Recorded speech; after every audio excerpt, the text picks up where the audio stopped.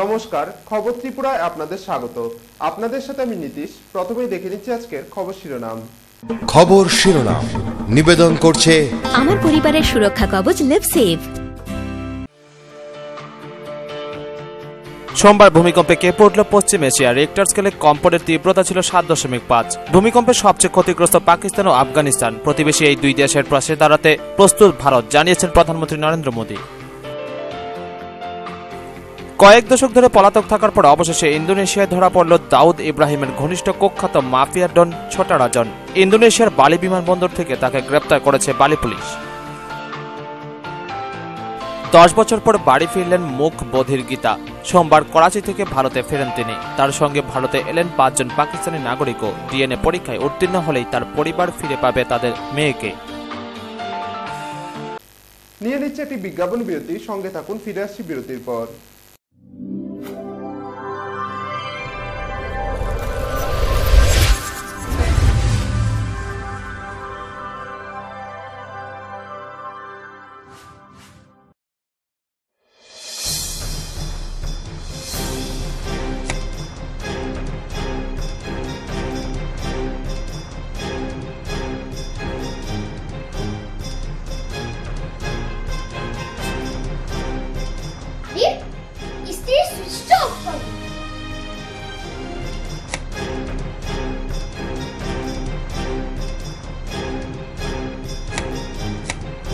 বৈদ্যুতিক সরঞ্জাম যেমন fridge, tubelight, AC, motor, TV, geyser, fan কেনার সময় অবশ্যই BEE লেভেল ও সর্বোচ্চ তারাচিহ্নের সংখ্যা দেখে কেনা উচিত। Fridge, washing machine, computer, geyser, heater ও ফ্যান ব্যবহারের ক্ষেত্রে বিদ্যুৎ সাশ্রয়ের সাধারণ বিষয়গুলো মেনে চললে বিদ্যুতের অপচয় রোধ করা যায়। সাধারণ 60 ওয়াট অথবা 100 ওয়াট বাল্ব ব্যবহারের পরিবর্তে CFL অথবা LED বাল্ব ব্যবহার করুন। হ্যাঁ, আমরা একটু সচেতন হলেই আমরা বিদ্যুতের অপচয়কে রোধ করতে পারি। সাশ্রয়ে যত তারা, আমাদের বন্ধু তারা। বিদ্যুৎ চুরি বন্ধ করুন, আঁধারমুক্ত ত্রিপুরা করুন। জনকল্যাণ ও জনস্বার্থে ব্যুরো অফ এনার্জি এফিসিয়েন্সি এর সহযোগিতায় ত্রিপুরা রাজ্য বিদ্যুৎ নিগম লিমিটেড থেকে প্রচারিত। ডাল, মাছ, সবজি, মশলার কেরামতি গুণমানে প্রতিহার সিস্টেম স্পাইসি। কষা কিংবা ঝোল করো আমিষ হোক নিরামিষ, সিস্টার গুণে সব রান্না স্বাদে হয় সঠিক। হোটেল, রেস্তোরাঁ কিংবা করো আয়োজনের খাবার, সুস্বাদু গন্ধে ভরে মন সবাকার।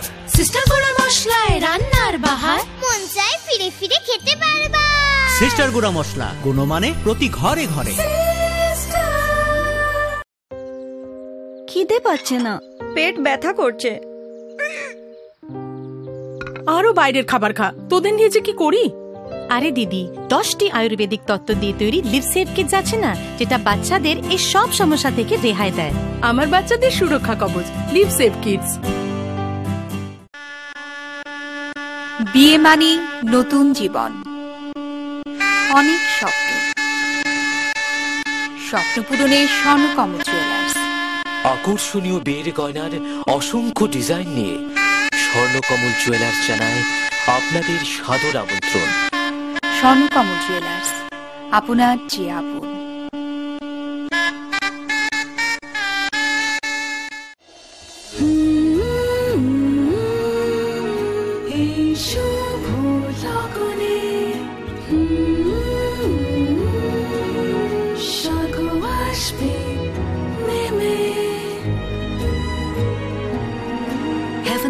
Collections from PC Chandra Jewelers. PC Chandra Jewelers এর Agartala showroom, Hariganga Basak road, paradise Chowmuhani, Agartala, Tripura. Phone 0381-232-6666।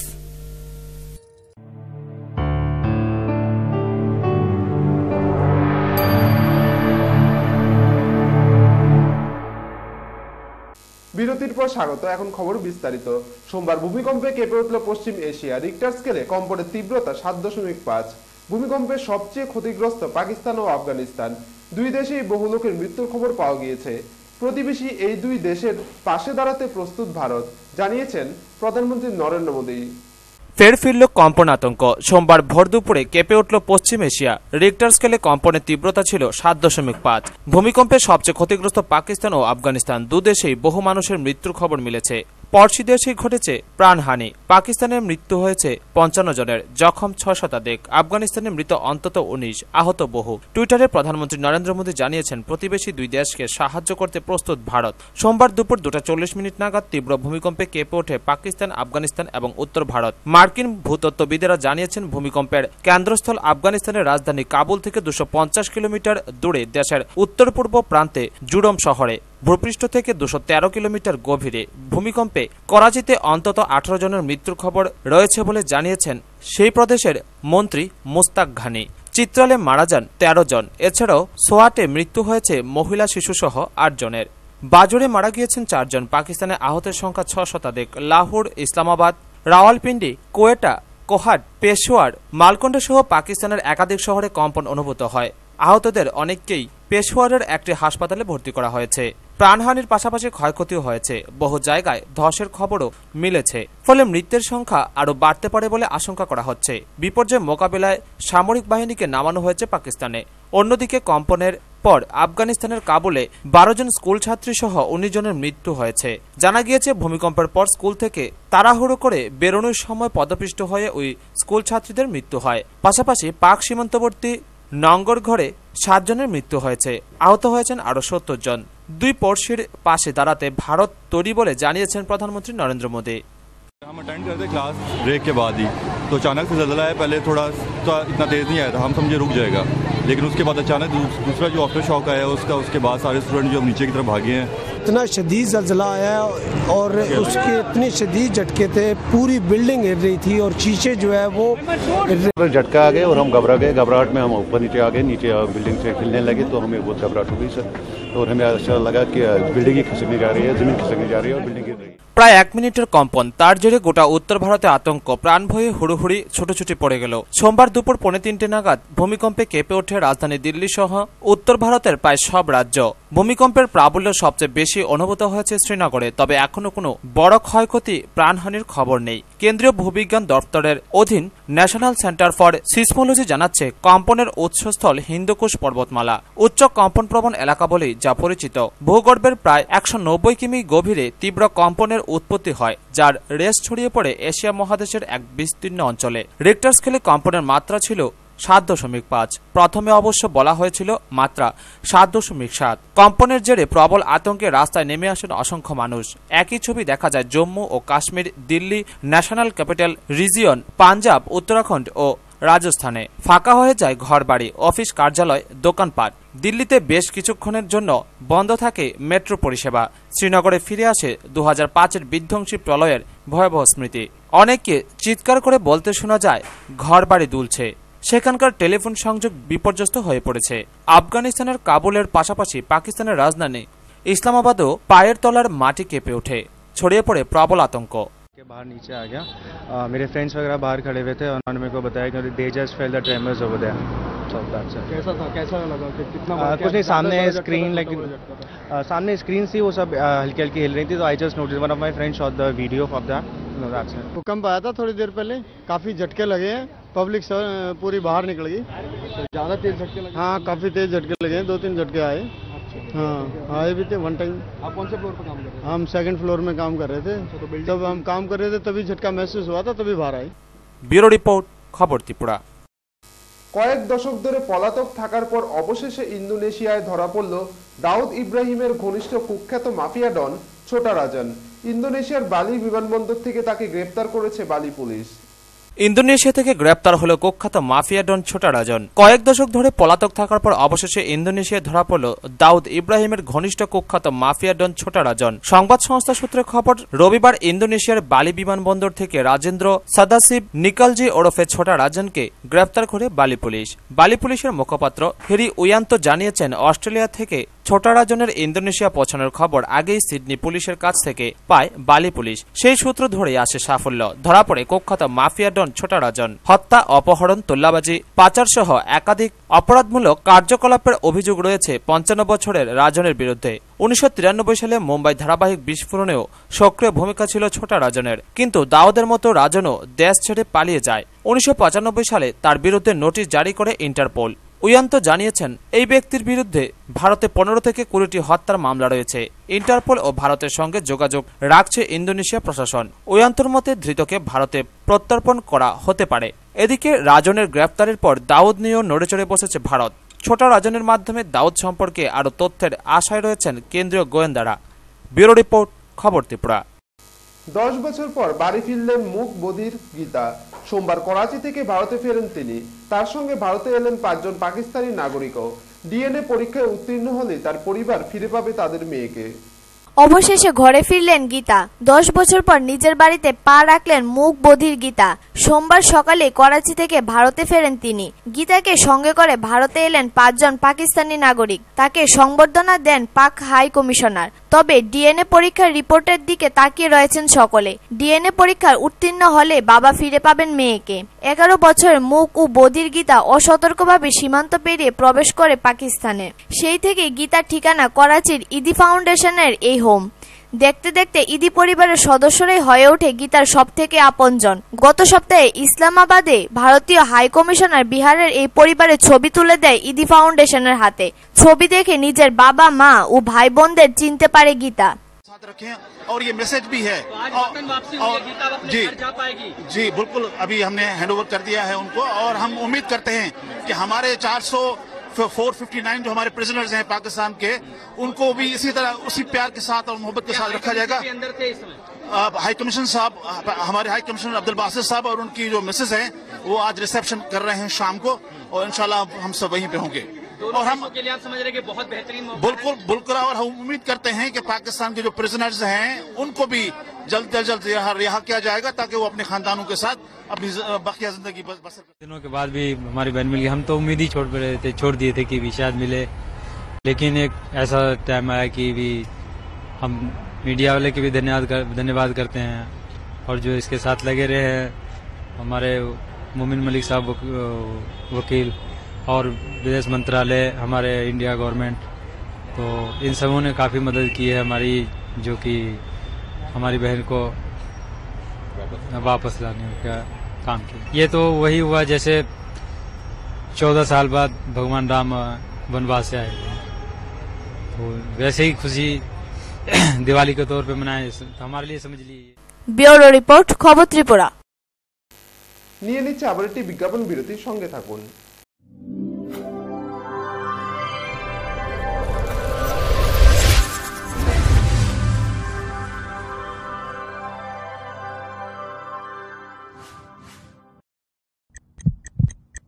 Heart ও সেরিব্রাল অ্যাটাকে দেরিতে চিকিৎসা প্রাণঘাতী।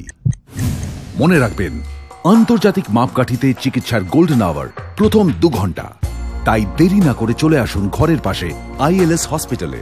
24 ঘন্টায় থাকছেন বিশেষজ্ঞ চিকিৎসকের দল। আছে অত্যাধুনিক ভেন্টিলেটর ও 24টি আইসিইউ বেড। আইএলএস হসপিটাল, সময় বাঁচান, জীবন বাঁচান।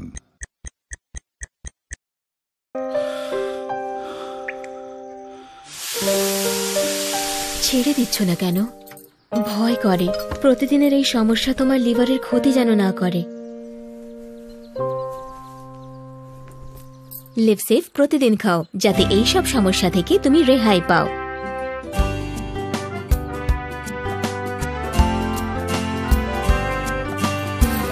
আমার পরিবারের সুরক্ষা কবচ লিভসেভ।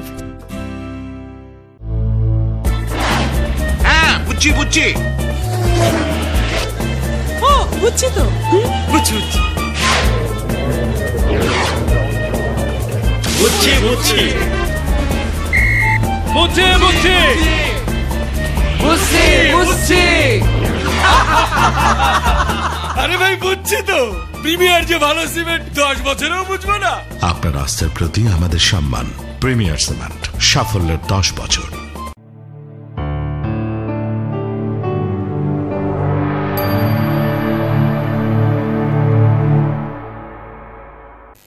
বিজ্ঞাপন বিরতির পর আবারও স্বাগত, চলে যাচ্ছি অন্যান্য খবরে। আজ কোজাগরী লক্ষ্মী পূজা। ঘরে ঘরে শুরু হয়েছে ধন সমৃদ্ধ দেবী লক্ষ্মীর আরাধনা। এদিকে বাজারের জিনিসপত্রের অগ্নিমূল্য দাম, তবুও সব ভুলে গিয়ে অল্প বিস্তর করে সকল হিন্দু ধর্মের লোকেরাই ঘরে ঘরে ব্রতী হয়েছেন দেবী কমলাসনা লক্ষ্মীর আরাধনায়। শুভ বিজয়া দশমীর রেশ কাটতে না কাটতে শুরু হয়ে গেল ধনদেবী লক্ষ্মীর আরাধনা। ঘরে ঘরে মহিলাদের ব্যাপক ব্যস্ততা ধনদেবী লক্ষ্মী দেবীকে তুষ্ট করতে। যদিও মূল্য বৃদ্ধির চাপে না বিশ্বাস ধর্মপ্রাণ সাধারণ মানুষ, মূর্তি সহ পূজা সামগ্রী চড়া দামে মাথায় হাত গৃহকর্তাদের, তবুও ধর্মপ্রাণ সামাজিক ব্যবস্থায় চিরাচরিত প্রথা বজায় রাখতে পরিবারের গৃহকর্ত্রীদের চাপে পড়ে কোজাগরী লক্ষ্মীর পূজার সমস্ত সামগ্রী সংগ্রহে হিমশিম খেয়ে এক একটা কর্তা ব্যক্তিরা যেন নাজেহাল। তবুও খামতি নেই গৃহকর্তার। ধনদেবী লক্ষ্মীকে তুষ্ট রাখতেই হবে। তবে এবার তিথির হেরফেরের কারণে সোম এবং মঙ্গলবার 2 দিনই লক্ষ্মী পূজা অনুষ্ঠিত হবে। সোমবার রাত 8টা 7 পর পূর্ণিমা তিথি শুরু। লক্ষ্মী পূজার রাতে প্রবাদ রয়েছে, রাত জাগরণের ফলে পরিবারে ধন বৃদ্ধি হয়। অন্যদিকে পরদিন মঙ্গলবার সন্ধ্যে 5টা 47 পর্যন্ত পূর্ণিমা তিথি। তবে পঞ্জিকা অনুযায়ী 26 অক্টোবর সোমবার শ্রী শ্রী লক্ষ্মী দেবীর পূজার বিধান রয়েছে।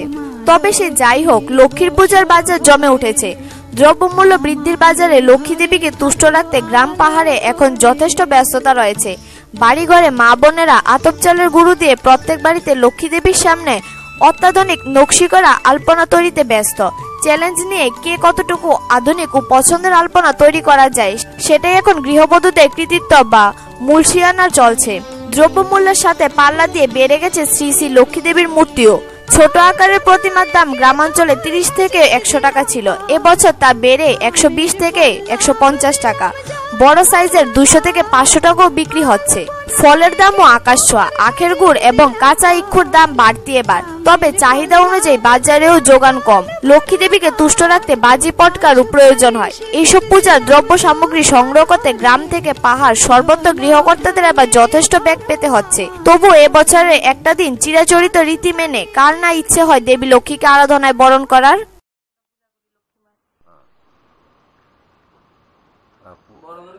রাত্রে কি কোজাগরি থাকবা? হ্যাঁ, আমরা রাত্রে বেলা কোজাগরি থাকবো সবাই।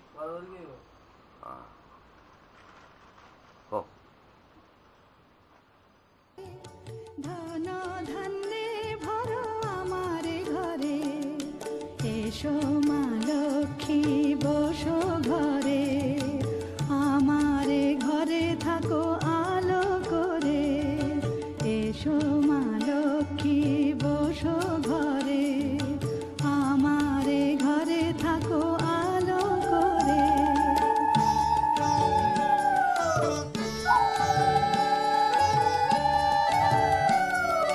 কাঠালিয়া থেকে নারায়ণ বৈদ্যের রিপোর্ট, খবর ত্রিপুরা। প্রয়াত হলেন ত্রিপুরা বিধানসভার প্রাক্তন বিধায়িকা তথা সিপিএম রাজ্য কমিটির অন্যতম সদস্য সন্ধ্যারানী দেববর্মা। রবিবার তামিলনাড়ুর ভেলুরের সিএমসি হাসপাতালে তিনি শেষ নিঃশ্বাস ত্যাগ করেন। মৃত্যুকালে তার বয়স হয়েছিল 48 বছর। সোমবার তার মরদেহ নিয়ে আসা হয় আগরতলা বিমানবন্দরে। তাকে শেষ শ্রদ্ধা জানান রাজ্য বিধানসভার সদস্য সহ দলের নেতৃত্বরা। প্রয়াত হলেন ত্রিপুরা বিধানসভা ও ত্রিপুরা স্বশাসিত জেলা পরিষদের প্রাক্তন সদস্য তথা সিপিএম রাজ্য কমিটির সারা ভারত গণতান্ত্রিক নারী সমিতির সদস্য সন্ধ্যারানী দেববর্মা। রবিবার সকাল 5:30 নাগাদ তামিলনাড়ুর বেলুরের সিএমসি হাসপাতালে তিনি শেষ নিঃশ্বাস ত্যাগ করেন। তিনি বেলুরে ব্রেন টিউমারের অপারেশনের জন্য গিয়েছিলেন। সোমবার দুপুর 12টা নাগাদ তার মরদেহ আগরতলা বিমানবন্দরে এসে পৌঁছলে কান্নায় ভেঙে পড়েন তার পরিবারের সদস্যরা। বিমানবন্দরে উপস্থিত ছিলেন সিপিআইএম এর রাজ্য সম্পাদক মন্ডলীর সদস্য গৌতম দাস, সাংসদ ঝর্ণা দাস বৈদ্য, নারী নেত্রী রত্না দাস, কৃষ্ণা রক্ষিত, রূপা গাঙ্গুলি সহ অন্যান্য বাম নেতৃত্বরা। বিমানবন্দর থেকে তার মৃতদেহ নিয়ে আসা হয় রাজ্য বিধানসভায়। বিমানবন্দর থেকে মৃতদেহ নিয়ে আসার সময় দলের কর্মী সমর্থকরা দলীয় পতাকা নামিয়ে রেখে প্রয়াত প্রাক্তন বিধায়িকাকে শেষ শ্রদ্ধা জানান। বিধানসভায় তার মৃতদেহে পুষ্পার্ঘ্য দিয়ে শেষ শ্রদ্ধা জ্ঞাপন করেন বিধানসভার উপাধ্যক্ষ পবিত্রকর, মন্ত্রী ভানুলাল সাহা, মন্ত্রী খগেন্দ্র জমাতিয়া, বিধানসভার অধ্যক্ষ রবীন্দ্রচন্দ্র দেবনাথ, এডিসির মুখ্য কার্যনির্বাহী সদস্য রাধাচরণ দেববর্মা সহ অন্যান্যরা। উপস্থিত ছিলেন বিরোধী দলনেতা সুদীপ রায় বর্মনও। বিধানসভায় শেষ শ্রদ্ধা জ্ঞাপনের পর তার মরদেহ নিয়ে আসা হয় রাজধানীর মেলামার স্থিত সিপিআইএম দলের রাজ্য কমিটির প্রধান কার্যালয় দশরথদেব স্মৃতি ভবনে। সেখানে দলের রাজ্য সম্পাদক বিজন ধর ও প্রাক্তন সাংসদ তথা সিপিএম নেতা খগেন দাস প্রথমে দলীয় পতাকা দিয়ে ও পরে পুষ্পার্ঘ্য অর্পণ করে প্রয়াত সন্ধ্যারানী দেববর্মাকে শেষ শ্রদ্ধা জ্ঞাপন করেন। মন্ত্রী অপর দেববর্মা ও বিধায়ক ললিত দেববর্মাও সিপিএম দলের পতাকা দিয়ে প্রয়াত নেত্রীকে শ্রদ্ধা জানান। পাশাপাশি দলীয় কার্যালয়ে উপস্থিত ছিলেন সিপিএম দলের রাজ্য সম্পাদক মণ্ডলীর সদস্য গৌতম দাস, সাংসদ শঙ্কর প্রসাদ দত্ত, মন্ত্রী বানুলাল সাহা, মন্ত্রী খগেন্দ্র জমাতিয়া ও অন্যান্য কর্মীবৃন্দ। রাজ্য কমিটির অফিস থেকে বেরিয়ে তার মৃতদেহ নিয়ে আসা হয় রাজধানীর গাঙ্গাইল রোডস্থিত সারা ভারত গণতান্ত্রিক নারী সমিতির রাজ্য কমিটির অফিসে।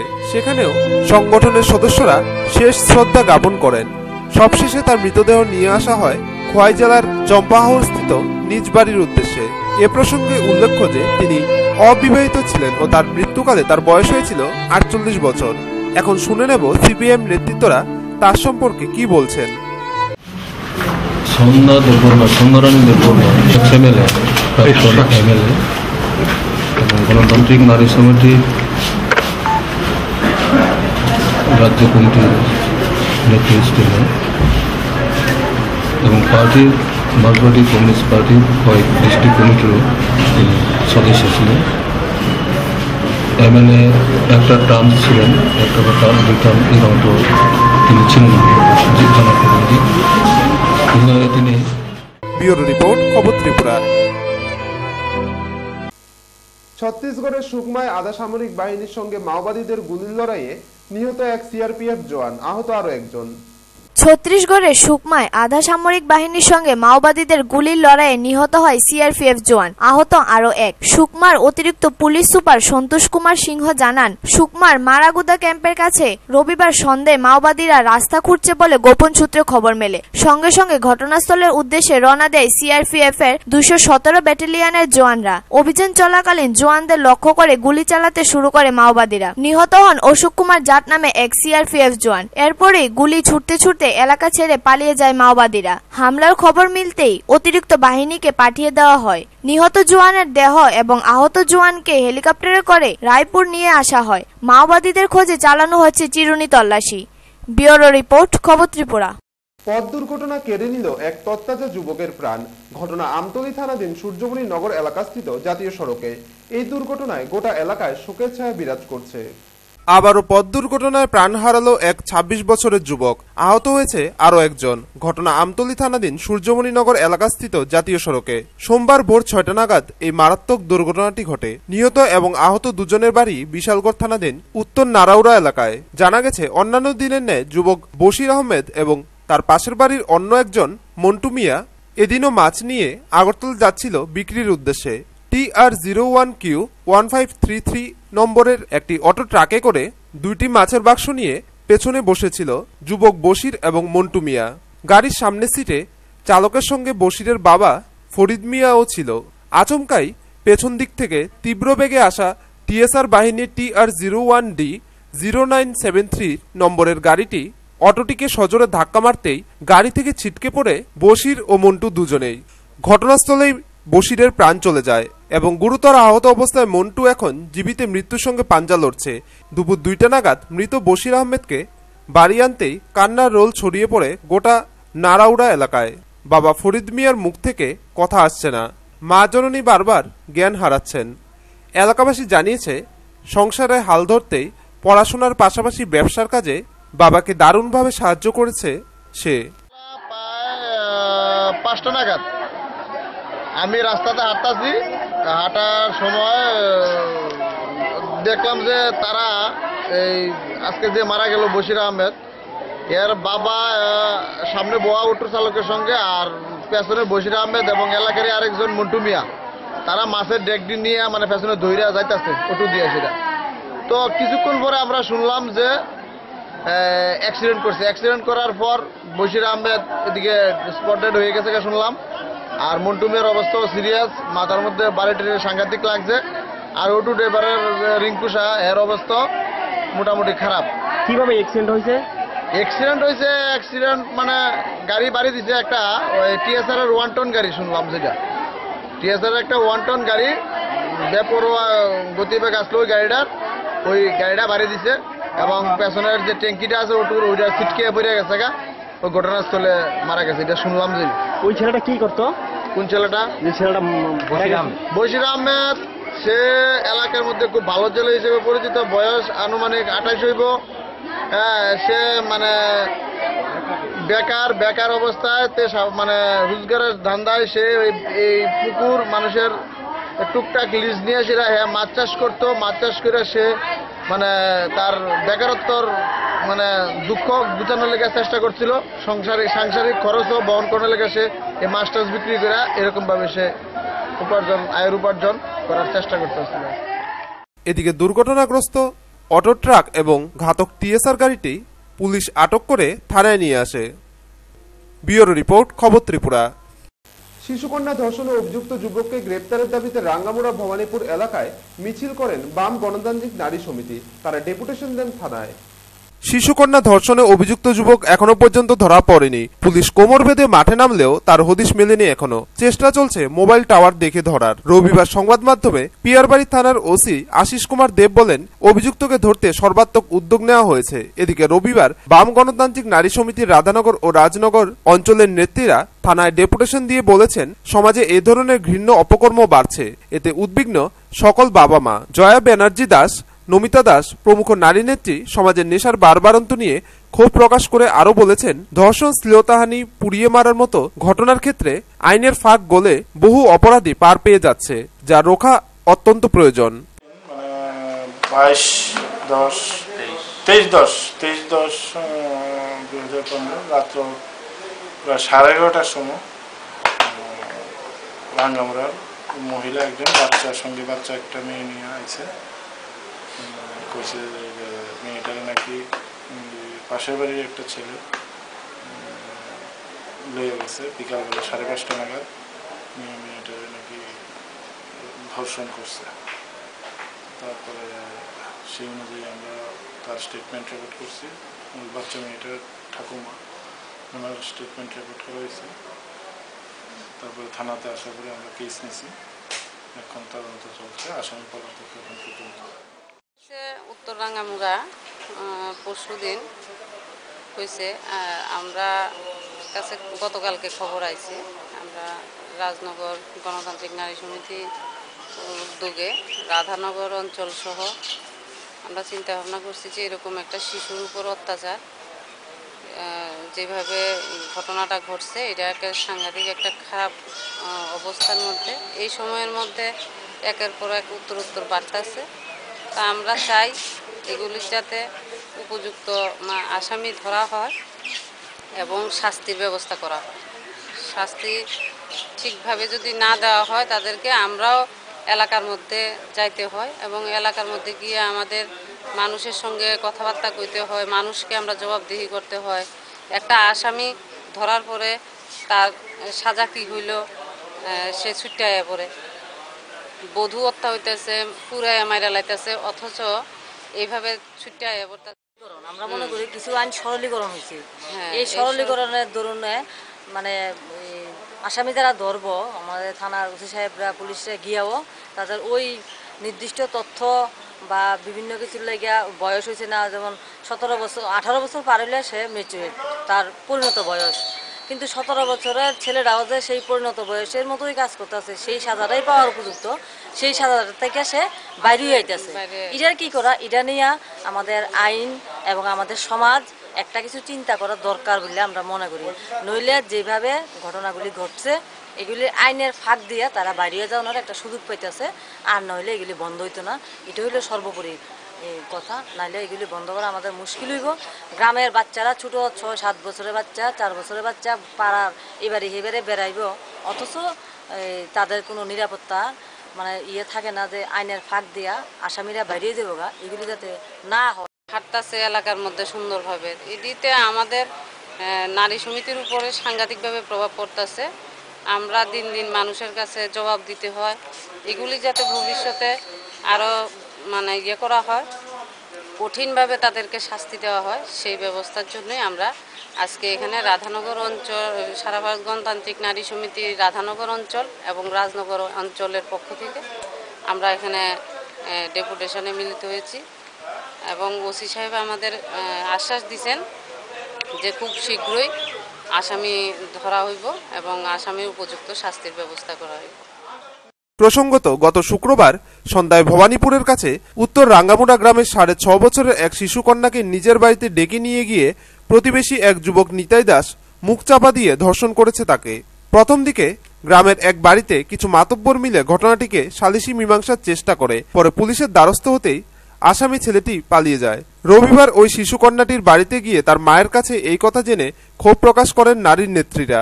শিশুটির মা জানান, প্রতিবেশী নিতাই তার মেয়েকে ভাগ্নি বলে এমনিতেই আদর করত, সেদিকে খেলার ছলে বাড়ি ডেকে নিয়ে এমন কাণ্ড ঘটায়। এদিন বিলুনিয়া কোর্টে ম্যাজিস্ট্রেটের সামনে শিশুর জবানবন্দি নেওয়া হয়েছে। সকালে বিধায়ক সুদন দাস উত্তর রাঙ্গামুড়ায় গিয়ে কথা বলেছেন পরিবারটির সঙ্গে। বিকেলে বামপন্থী সংগঠনগুলির লোকেরা রাঙ্গামুড়া ভবানীপুর এলাকায় মিছিল করেছেন ঘটনার প্রতিবাদে। ব্যুরো রিপোর্ট, খবর ত্রিপুরা। খবর শেষ করার পূর্বে আবারও দেখে নিচ্ছি আজকের খবর শিরোনাম। খবর শিরোনাম নিবেদন করছে আমার পরিবারের সুরক্ষা কবচ লিভসেভ। সোমবার ভূমিকম্পে কেঁপে উঠল পশ্চিম এশিয়া। রিক্টার স্কেলে কম্পনের তীব্রতা ছিল 7.5। ভূমিকম্পে সবচেয়ে ক্ষতিগ্রস্ত পাকিস্তান ও আফগানিস্তান। প্রতিবেশী এই দুই দেশের পাশে দাঁড়াতে প্রস্তুত ভারত, জানিয়েছেন প্রধানমন্ত্রী নরেন্দ্র মোদী। কয়েক দশক ধরে পলাতক থাকার পর অবশেষে ইন্দোনেশিয়ায় ধরা পড়ল দাউদ ইব্রাহিমের ঘনিষ্ঠ কুখ্যাত মাফিয়া ডন ছোটা রাজন। ইন্দোনেশিয়ার বালি বিমানবন্দর থেকে তাকে গ্রেপ্তার করেছে বালি পুলিশ। 10 বছর পর বাড়ি ফিরলেন মুখ বধির গীতা।